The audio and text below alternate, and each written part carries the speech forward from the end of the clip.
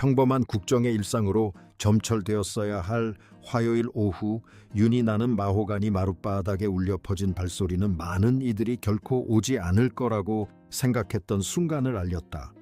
전 세계의 이목이 집중된 가운데 전설적인 침착함을 다져온 미래의 국왕 윌리엄 왕자가 영국 정부의 가장 신성한 공간으로 발을 들여놓은 것이다. 그는 자선 신탁과 행정 경계에 관한 어려운 가족 대화가 있을 거라고 예상하며 방에 들어섰다. 하지만 어머니의 이름이 헌법적 폭발의 도화선으로 사용될 줄은 꿈에도 몰랐다. 1시간이 채 지나지 않아 웨일스 왕자는 더 이상 왕위를 지키는 고위 계승자가 아니라 어린 시절의 원초적인 상처를 되새기는 42살의 남자가 될 것이다. 비밀 칙령이 서명되려 하고 있었지만 그 서명의 대가는 피와 기억 그리고 아들의 눈물이었다. 윈저에서 벌어진 대립의 엄청난 파장을 이해하려면 먼저 화려한 겉모습 너머로 1997년 8월 이후 궁궐벽을 타고 흘러나온 뿌리 깊은 상처를 들여다봐야 합니다. 윌리엄은 평생 동안 다이애나의 비극을 성공적으로 극복하고 정상적으로 기능하는 왕실이라는 황금 환상 속에서 살아왔습니다. 하지만 기억은 보관할 수 있는 파일이 아닙니다. 그것은 모든 자리에 자리를 요구하는 유령과 같습니다. 윌리엄의 존재는 절대적인 역설을 낳습니다. 그는 한때 어머니의 마음을 아프게 했던 왕관을 쓰게 될 운명의 남자입니다. 그는 25년 동안 찰스 왕세자에 대한 충성심과 카밀라 왕비를 받아들이는 태도, 그리고 자신을 키워준 여인에 대한 본능적이고 변함없는 사랑 사이에서 균형을 잡아왔습니다. 다이애나의 기억을 지키는 것은 그에게 결코 형식적인 의무가 아니었습니다. 그것은 자기 방어적인 반사작용이었습니다.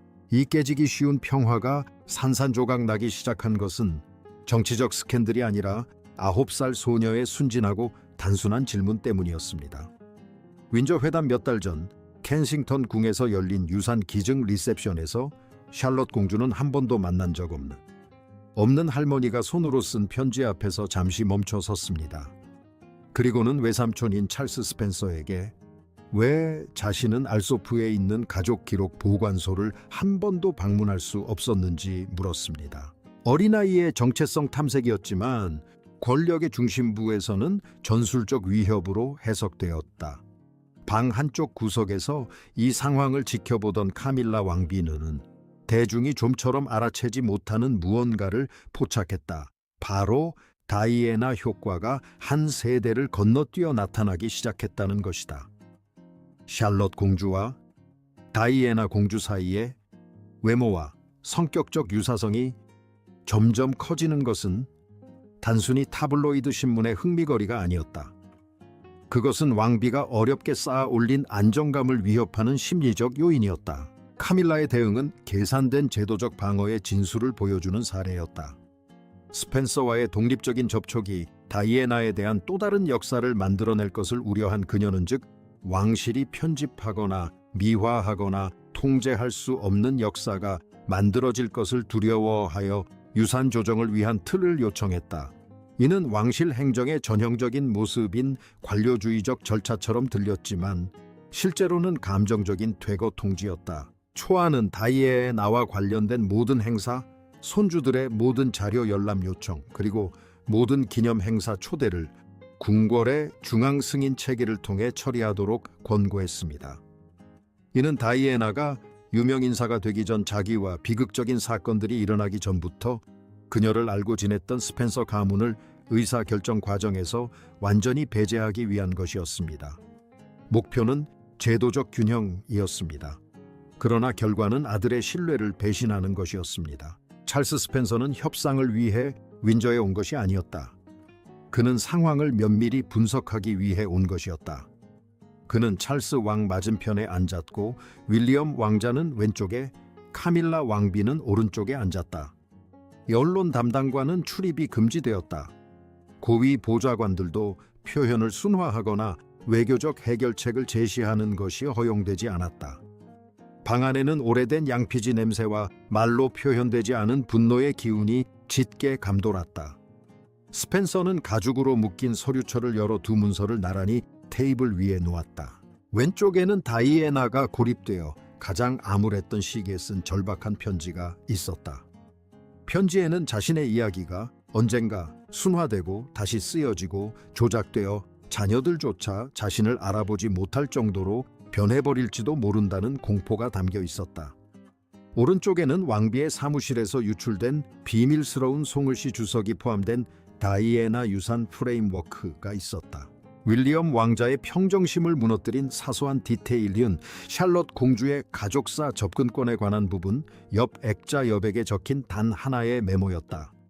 거기에는 세대 간 비교를 방지하기 위해 지나친 개인적 언급은 삼가십시오라고 적혀 있었다. 필체는 바로 카밀라 왕비의 것이었다. 그 순간 방은 왕실 회의장이 아니라 어머니의 영혼이 증거로 제시되는 법정으로 변했다. 윌리엄은 윈저의 석회암 벽처럼 하얗게 질릴 때까지 금박을 입힌 의자 팔걸이를 꽉 움켜쥐었다. 그는 방 안에 모인 사람들에게 단 하나의 질문을 던졌다.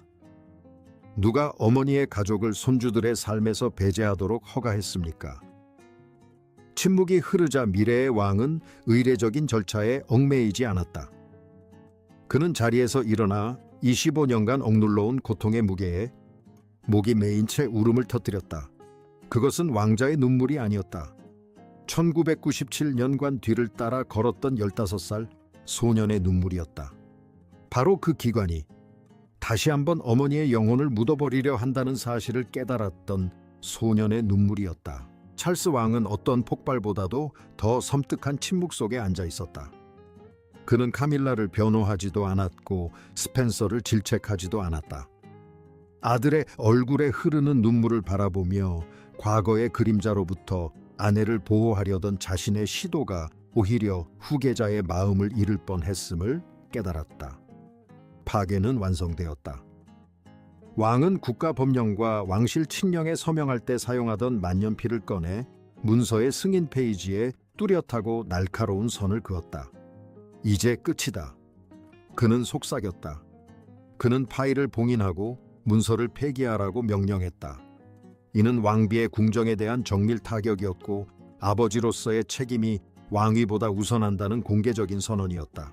하지만 왕실 불화의 뒷맛은 결코 깨끗하지 않습니다. 해가 뜰 무렵 사적인 갈등은 이미 국민의 의식 속으로 스며들었습니다. 다이애나 이야기에 늘 민감했던 영국 국민은 윌리엄 왕자를 열렬히 지지했습니다. 켄싱턴 궁 앞에는 흰 장미 한 송이가 나타나더니 10송이 그리고 1000송이로 늘어났습니다. 런던의 한 주요 일간지는 그 주에 철학적 풍자를 담은 헤드라인을 실었습니다. 아들의 한계점 왕실이 어머니의 사랑을 검열하려 했을 때 국민에게 있어 국왕의 결정은 보기 드문 제도적 정직함의 순간이었습니다. 카밀라에게 그 여파는 엄청났다. 수십 년 동안 왕실의 안정자 이미지를 공들여 구축해 온 왕비는 감정적 말살의 장본인으로 몰리게 되었다. 그녀는 대중의 시선에서 물러났고 왕실 사무실에서는 가족 화합을 언급하는 절제된 성명을 발표했지만 패배의 현실을 감출 수는 없었다. 그녀는 유령으로부터 왕실을 보호하려 했지만 결국 그 유령이 왕관보다 더 강력하다는 것을 깨달았다. 이 갈등은 다이애나의 영향력이 관료적 틀로는 억제될 수 없다는 것을 증명했다. 위기 해결의 열쇠는 새로운 왕실 원칙, 즉 다이애나 가족유산위원회였습니다. 윌리엄 왕자는 특유의 침착하고 우아한 태도로 이 승리를 복수로 이용하지 않기로 했습니다. 그는 자신과 캐서린 왕비가 주도하고 찰스 스펜서와 왕실 사무국이 참여하는 공동위원회를 설립하여 모든 기념물 및 기록 보관 관련 결정을 감독하도록 했습니다. 위원회의 공식 헌장은 한 가지를 보장했습니다. 스펜서 가문은 다시는 자신들의 역사에서 손님 취급을 받지 않을 것이라는 점입니다. 엘소프의 기록 보관소는 손주들에게 공개될 것이며 웨일즈 공주의 이야기는 그녀를 두려워하는 사람들이 아닌 그녀를 사랑했던 사람들에 의해 전해질 것입니다. 이 이야기의 마지막이자 가장 영화 같은 순간, 윌리엄 왕자는 카메라도 홍보팀도 궁궐 승인, 성명도 없이 조용히 엘소프를 방문했습니다. 그는 조지 샬러론 루이와 함께 다이애나가 묻힌 호숫가에 섰습니다.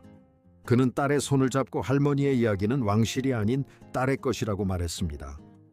그리고 가족 기록 보관소에 있는 개인 캐비닛 열쇠를 건네주었는데 그 안에는 기밀 작전이 숨기려 했던 편지와 사진들이 들어 있었습니다.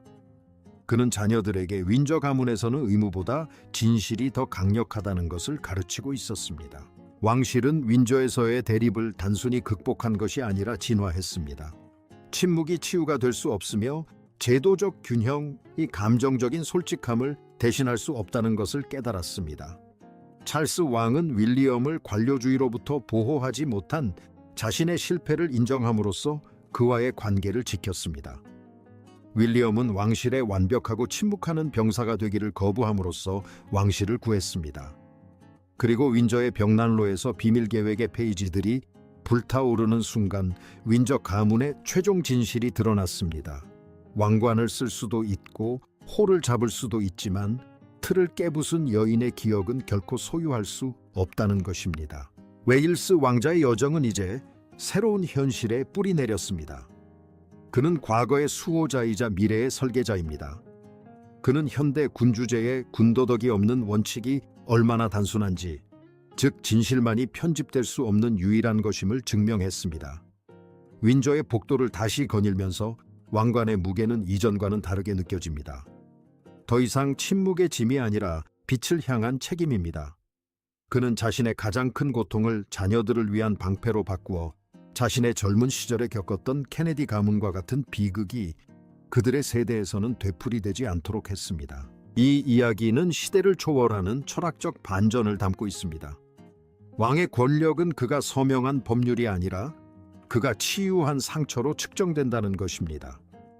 윈저 서재에서 폭발물을 설치했던 찰스 스펜서는 누이와의 약속을 지켰습니다. 그는 군주제를 파괴한 것이 아니라 군주제의 영혼을 불어넣었습니다.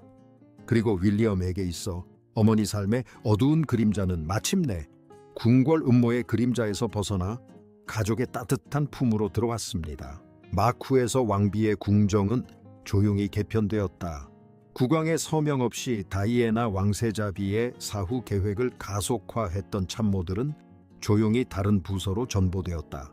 다이애나 왕세자비 사후 계획은 궁정 통치에 대한 경고의 사례가 되었으며 찰스 왕세자가 단순히 왕위 계승자일 뿐만 아니라 과거를 기억하는 한 인간이라는 사실을 일깨워 주었다.